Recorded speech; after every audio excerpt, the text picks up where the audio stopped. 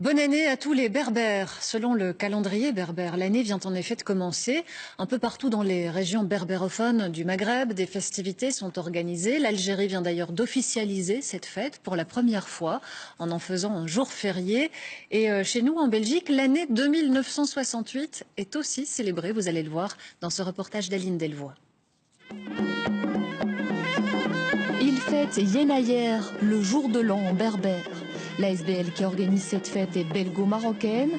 On retrouve donc ici essentiellement des berbères d'origine marocaine. Mais ce groupe ethnique, appelé Amazigh, vit dans toute l'Afrique du Nord.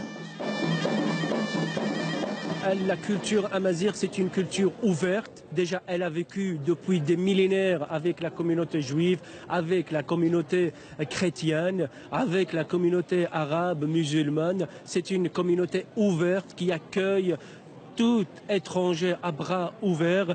Et l'amazigh, sa définition, c'est l'homme libre.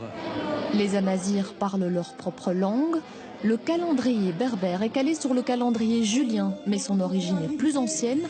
On fête l'accession au pouvoir du premier pharaon libyen en Égypte il y a 2968 ans.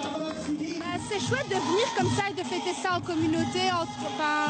C'est de voir qu'il y a beaucoup de personnes qui le fêtent aussi. Et voilà, on voit tout du folklore de chez nous. C'est chouette, quoi.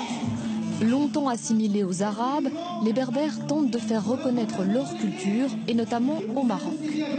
La dernière constitution de 2011 a consacré la culture amazigh et la langue amazigh comme une langue nationale.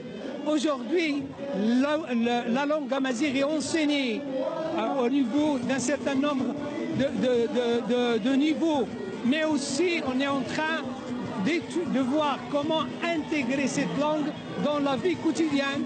Pourtant, de nombreux Amazirs considèrent que leur culture n'est pas suffisamment reconnue, voire bafouée.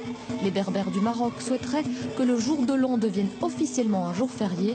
En Algérie, c'est le cas cette année pour la première fois.